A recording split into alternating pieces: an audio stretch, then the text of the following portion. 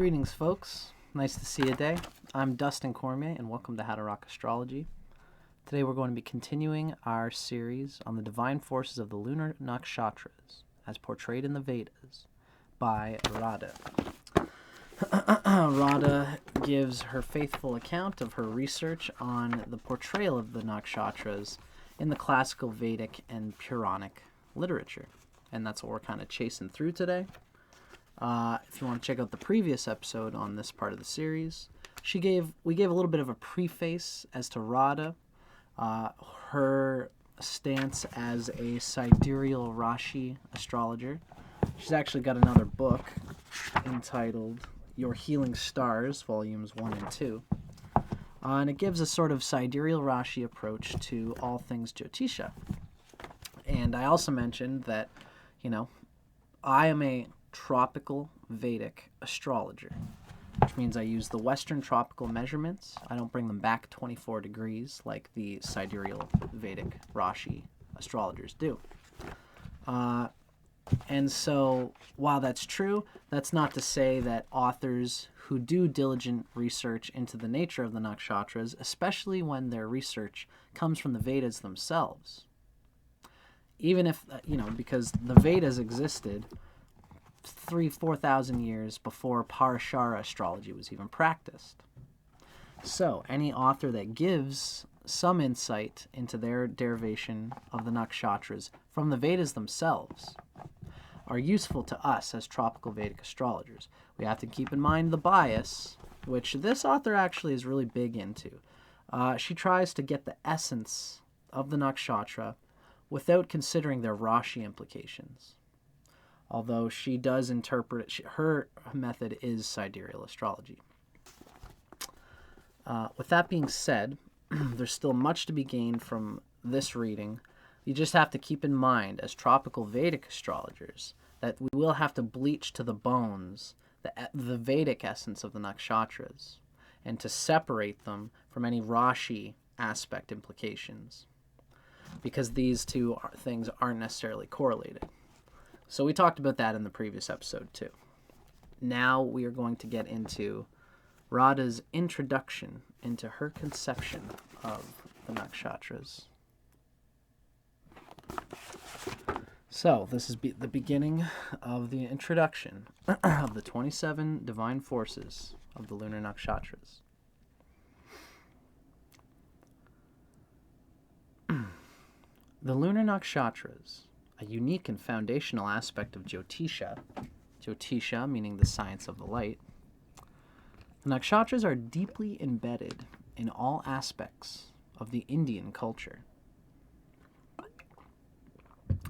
By way of illustration, a newborn baby's name is determined by his natal moon nakshatra.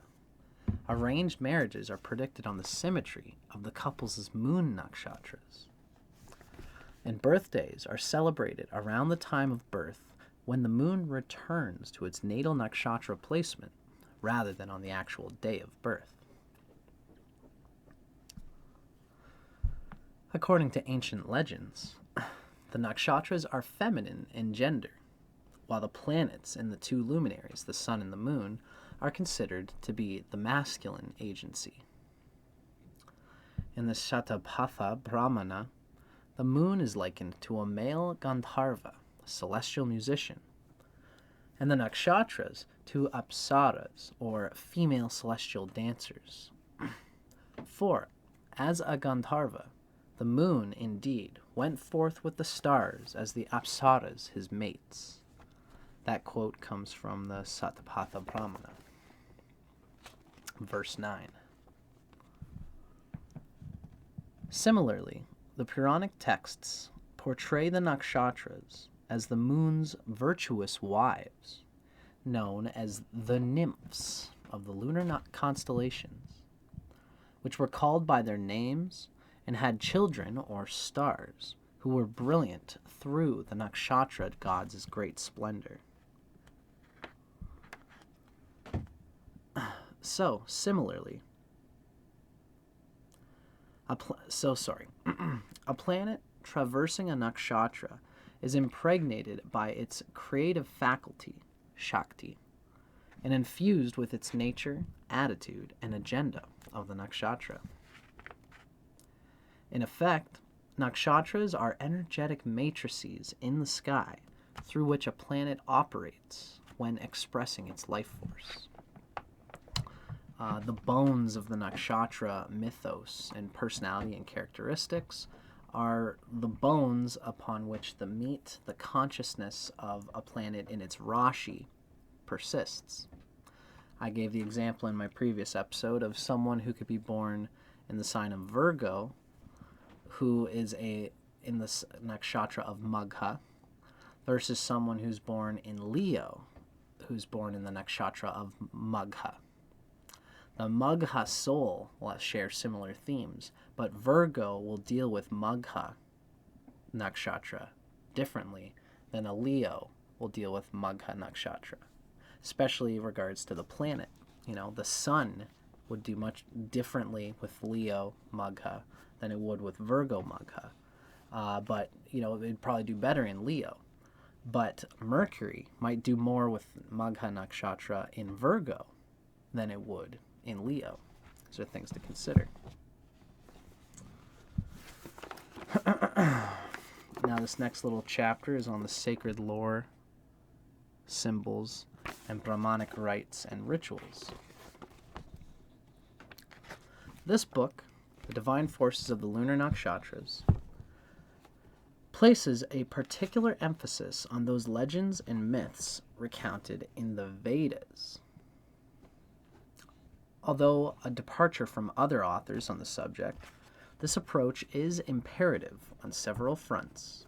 This is what this author is saying, is that she gets most of her scripture that she derives the nakshatra essences from. She derives them strictly from the Vedic material, which will be given in the next episode, the specifics of the scriptures that she uses in the book. Now, why the emphasis of the Vedas in our derivation of the nakshatra characters?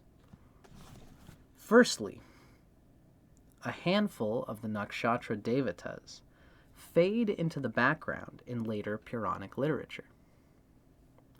The Puranas were more of a medieval era thing, sort of like early 0 AD to 1500s AD or whatever.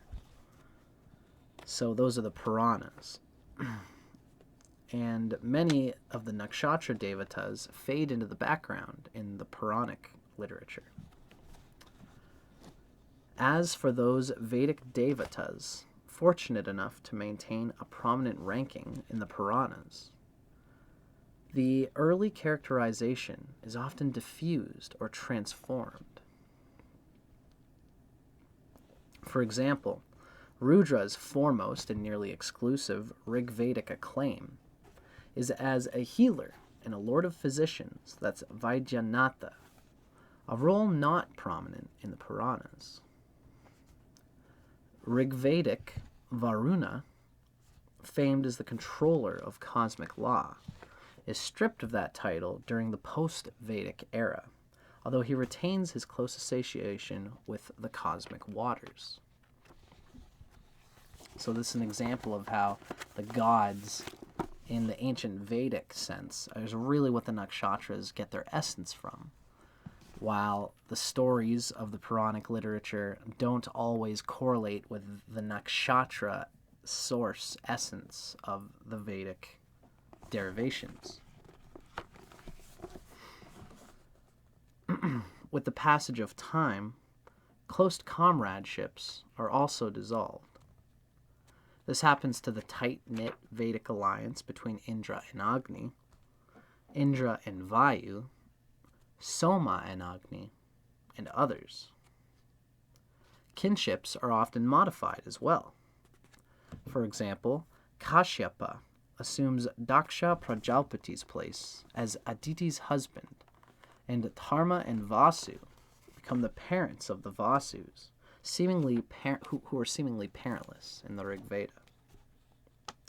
Rudra, who is also parentless in the Rig Veda, is birthed from the wrath of the gods in the later Brahmanas, and from the wrath of Brahma in the Puranas.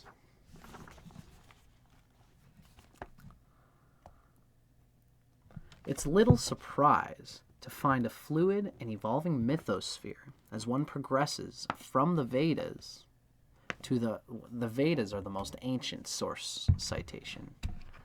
And a fluid evolving mythosphere it becomes apparent when you progress from the Vedas to the Brahmanas, the Itihasas, and the Puranas, which were all commentaries and stories about the source literature that is the Rig Veda. The germ of a story found in the Rig Veda becomes modified, enhanced, and embellished with the passage of time. Those themes and messages which survive the test of time are of great interpretive importance. The images and symbols associated with the nakshatra devatas are often interwoven within their legends. Vivid iconography augments their epic proportion stories. A devata's form, color, clothing, and vehicle, as well as his consort, his faculty, and prayers, all serve as vital symbols and images. The potency in these images lies in their ability to transmit concepts that words cannot always convey. The stellar composition of the nakshatras is also of revelatory significance. The stars of Rohini are in the shape of a wain used for transporting harvested foods and grains. And this nakshatra is a favorite for engaging in agricultural activities. The stars of Bharani form a downward pointing triangle which appears to look like a vulva, a yoni, a vagina, implicating Bharani as a sexual space in the sky oriented towards the pleasures of life. The stars of Kritika, ruled by Agni, are said to be the wives of 6 of the 7 sages, the Saptarishis, who collectively raise Agni's son, Kartikeya, which has something to do with each individual's aspiring spiritual evolution and illumination. Perhaps most superb of all are the Brahmanas, which contain rare portrayals of the nakshatra devatas as participants in the Vedic yajnas, or sacrifices. The gods are invoked to join in the sacrosanct fire ceremonies and assigned unique sacrificial appellations and functions. These depictions provide stunning insight into their most mystical forms. I would give a recommendation to anyone who's interested in the guts of what exactly is being said here. I would recommend you check out, when we get there, check out the Radhe's descriptions of Kritika, the nakshatra Kritika, because her derivations and scripture on that matter permeates with the essence of the Vedic yajna fire ceremonies and what the nakshatras mean to that ceremony. That's the first nakshatra, and she really gets out a lot of that important context in that episode. This author, Radhe, of this book, has commissioned the English translation of several ancient Brahmana scriptures, which contain novel information on the nakshatras and their devatas. Such translations are made available for the very first time here in the divine forces of the Lunar Nakshatras, as portrayed in the Vedas. So this book has lots of good guts and good stuff that's never been seen before, for sure, in the English world of nakshatra translations. As usual, we're going to have to be discerning. We're going to have to try to keep our eyes open to when the nakshatra thus described might have implications, false implications related to the old idea where the nakshatras were married to the signs that they're in. We have to dig ourselves to find the cream of the Vedic essence of the nakshatras and separate it from the runny milk of the bias of the commentating translators' personal liberties taken on the text. And that's what we're going to be doing here in this series. So I hope you're up for it, and I hope you're ready to journey with me. Check out the next episode as we get into the guts of the original essence and the original mythos of the 33 devatas, which were the primal source and derivative of the 27 lunar nakshatras. See you then, folks. Thanks so much for watching.